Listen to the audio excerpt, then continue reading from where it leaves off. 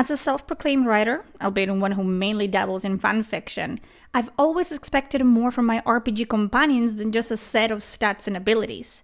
For me, RPGs are about the story, and companions are supposed to drive that story forward, whether it's through their actions, their dialogue, or their growth over time. In other words, companions should feel like more than just characters you level up. They should be vessels for emotional connection, conflict, and plot development. Now, if you know me, or you're about to, you'll quickly figure out that I'm a hardcore Dragon Age fan. Or at least I used to be. That was before Veilguard came along and, well, let's just say it was a bit of a fiasco. One of the things that pulled me into Dragon Age Origins was the incredible depths of its companions. From Alistair to Morgan to Sten and even the dog, each one felt unique, layered, and most importantly, real. BioWare, back in its heyday, had this talent for creating compelling, multifaceted characters who you could empathize with, even when you didn't always agree with their motivations or worldviews. But imagine my surprise when I fired up Veilguard. Yes, I subjected myself to it, and met the companions there only to feel absolutely nothing. No attachment, no investment, just a whole lot of meh. But that's not all. One of the most glaring issues with these companions was how they seemed to be nothing more than walking archetypes.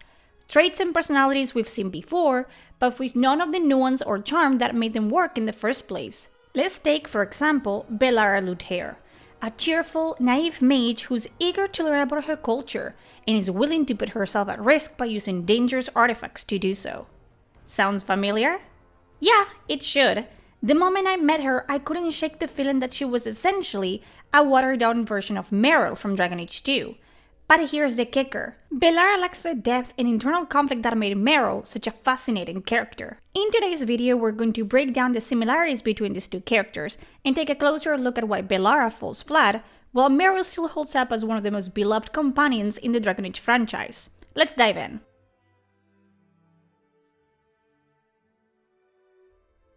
Merrill first shows up in Dragon Age Origins, during the Dalish origin quest. Right away you can tell there's something different about her. Even among the already eccentric and reclassive Dalish elves, Merrill stands out as being overly naive, almost painfully innocent. She's the clan's first, meaning she's said to be the next keeper, the leader of the Dalish. This is important because while Merrill might come across as a little strange, there's no doubt in her talent or knowledge of Dalish history and ancient ways of life. Merrill joins the hero Ferelden on a mission to rescue their mutual friend, Tamlin, who's been tainted by a corrupted Illuvian. After Tamlin's tragic death, Merrill's attention turns to the Illuvian itself, a mystical mirror that ancient elves used to travel the world. It's here where Merrill's story really starts to shift. What follows is a journey where Merrill becomes obsessed with restoring the Illuvian, even if it means risking everything. She eventually makes a deal with a pride demon, and from there she takes the dark step into blood magic. Now, if you play Veilguard, you'll know how the game tries to paint blood magic as something inherently evil. But if there's one character who proves that theory wrong, it's Merrill. She's not evil, just a little clueless and socially awkward. She's not using blood magic for power or control, but to restore her people's lost history. Merrill's whole drive, the thing that keeps her going through the chaos, is her desire to rebuild the Dalish history. She wants to restore their lost magic and culture because she believes it's the only way they'll stop just surviving and start truly living. Her obsession with the Illuvian is more about healing her people than it is about gaining power. But of course, this comes at a cost. Merrill ends up being exiled from her clan, forced to live among humans. But even this doesn't stop her. Despite everything, Merrill doesn't hold any grudges against her keeper or her people. What's key here is that Merrill, for all her naivety, is far from dumb. She knows the risk of blood magic. She's fully aware of the dangers and consequences if things go wrong. But she's driven by a singular goal, to restore her people's pride and bring back what they've lost. And while tragedy follows her, Merrill remains focused on her mission. She's not perfect, far from it, but her heart is in the right place.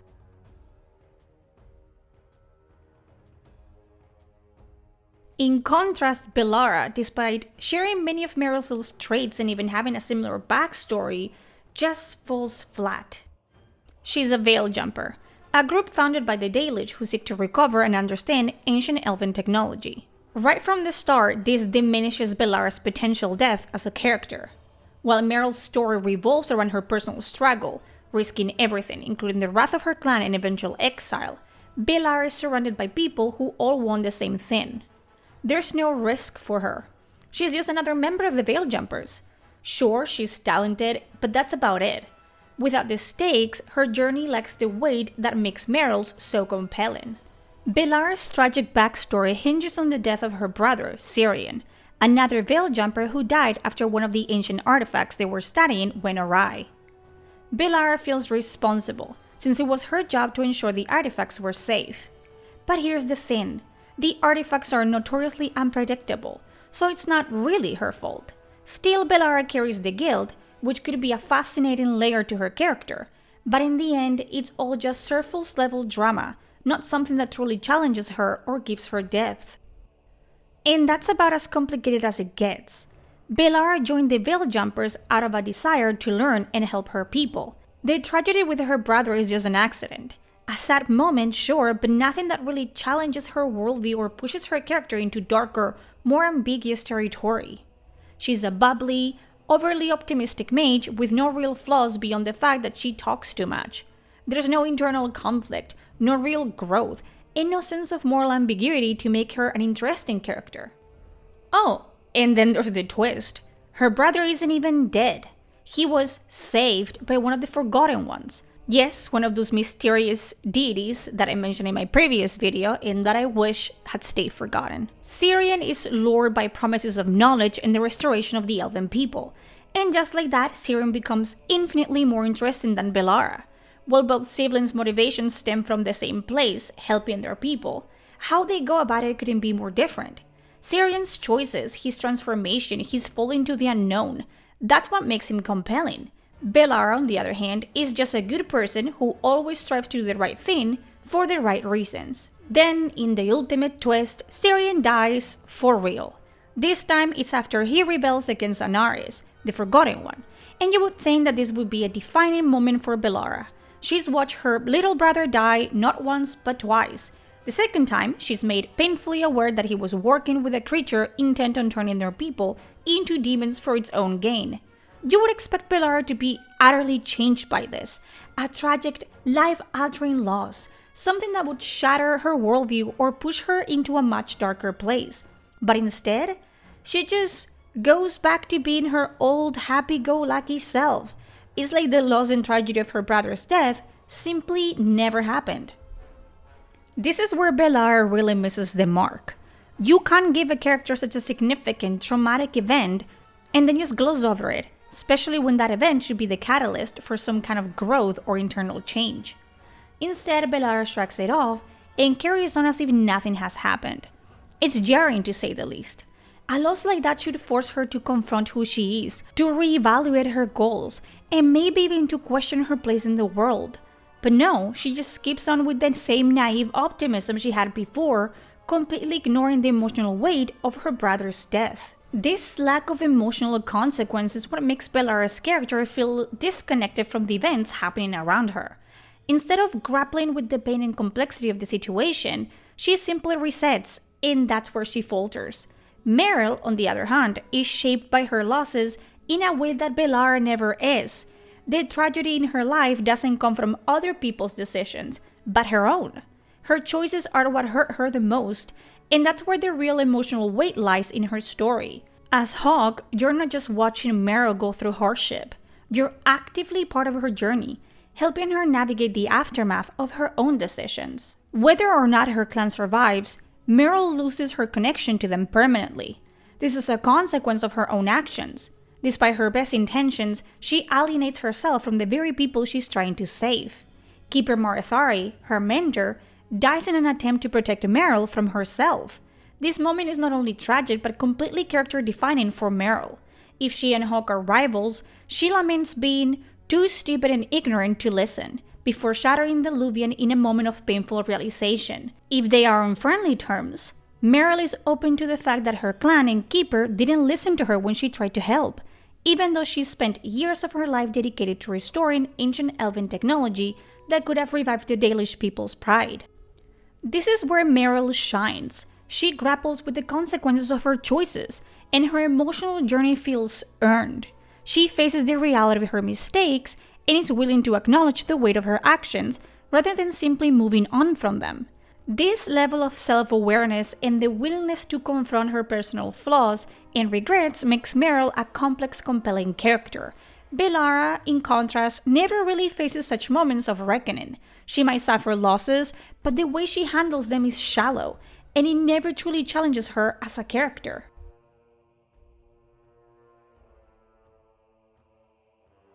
In the end, the difference between Merrill and Bellara boils down to how deeply their stories and characters are intertwined with their personal journeys. Merrill's flaws, her mistakes, and her losses are what shape her as a character. She isn't just some happy-go-lucky mage, she's a mage who struggles with the consequences of her actions, faces tragedy head-on, and still strives to do what's right, even when it costs her everything. That's what makes her so compelling. Her complexity, her willingness to sacrifice, and the fact that she never stops trying to better herself, even in the face of devastating loss. Bellara, unfortunately, doesn't carry the same emotional weight. While she shares some of Merrill's traits and motivations, she never feels like she's truly challenged or changed by the events around her. Her journey, while tragic at points, feels more like a series of plot points rather than a deep character-driven narrative. She doesn't grow in the way Merrill does. Her losses don't seem to have a lasting impact on her personality or goals, and she often falls back into her cheerful, superficial demeanor without much introspection. In short, Merrill's strength lies in her emotional depth and the way her story unfolds through the choices she makes and the mistakes she has to live with. Bellara, on the other hand, feels like a missed opportunity, a character who could have been just as compelling, but ultimately falls flat due to a lack of meaningful character development. And that's where Veilguard fails its companions. It has the pieces, but it doesn't know how to put them together to create the emotional resonance that made the companions in Dragon Age so memorable. Ultimately, the key takeaway here is that good writing is absolutely pivotal when it comes to creating memorable, impactful characters in any story, especially in RPGs like Dragon Age. Characters like Merrill endure not because of their backstory or their motivations alone, but because their writing allows them to grow, evolve, and face the consequences of their choices. The depth of their personalities, the real emotional weight behind their decisions, and the way their flaws and virtues collide. All of these things make them feel real and human, despite being set in a fantasy world. In contrast, Bellara's flatness isn't a result of a lack of potential, but a failure in the writing. She has a background, motivations, and struggles, but none of that is explored in a meaningful way. Without a strong, thoughtful writing, even the best concepts can fall apart, leaving characters that feel more like plot devices than fully realized people. It's not just about creating compelling traits or conflicts, it's about exploring how those things affect the character and shape who they are over time. Good writing isn't just important for creating engaging plots, it's what makes characters feel alive. It's what ensures that their stories resonate, that their failures and triumphs matter, and that the player is emotionally invested in their journey. Without a strong writing, even the most interesting premise can fall flat, and that's exactly what we see in Veilguard when compared to Dragon Age Origins and Dragon Age 2. In the end, it's not the lore or the world building that makes a character unforgettable, it's how well they are written. As a writer myself, though I'll use the term loosely, I can help but think about what I would have done differently with Bellara to give her more gravitas and depth. First of all, I would have made Syrian's death her fault. And I mean no ifs or buts about it. In the current iteration of Veilguard, Bellara's brother's death is an accident. He died because of an ancient artifact malfunctioning, which she blames herself for. Fair, but it's still somewhat of a distance from her own direct fault. Here's the thing, no one is born knowing everything. Bellara is portrayed as a great mage, one who knows the arcane well, but what if her overconfidence, her eagerness to prove herself, or her pride in thinking she's the best at what she does, led to her brother's death? Making her personally responsible for his death would give her a very clear flaw. A flaw that could shape her character in a powerful way. Imagine Bellara struggling with guilt, constantly battling with her sense of pride, all while trying to carry the weight of her brother's death. This flaw could dictate her choices, her interactions with others, and her arc as a whole. In Veilguard, Bellara's cheerfulness is hinted at being a mask, a way to hide the pain of her brother's loss, but we don't really get to see much of that darker side of Bellara. There's a brief moment where she opens up about Tyrion's death, but that's it. There's no real exploration of how she processes this grief, how she tries to bury it, or how it affects her relationships. I can't help but feel that's a missed opportunity to make her character more relatable, more human. Now, Merrill's journey in Dragon Age 2 was one of absolute tragedy, and we see that journey unfold through Hawke's eyes. She's not just a character reacting to the world around her, she's a character who makes choices that lead her down a path she can't return from. I wish the writers of Veilguard had given us more of a glimpse into Bellara's own journey, a deeper dive into her internal conflict. Her struggles with pride, guilt, and grief would have added much needed layers to her character. Without that, Bellara feels like she's just skating through the motions, happy-go-lucky one minute, a bit tragic the next, but without the true weight of those emotions. We need to see how the loss of Tyrion haunted her, and how her actions, in her mind, ultimately led to that fate. Anyway, if you like my analysis of Merrill and Bellara, don't worry, there's more to come. There's always more to unpack when it comes to these characters and the writing that shapes them.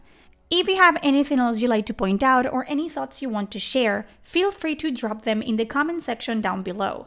I'm always up for a good discussion and I love to hear what you think.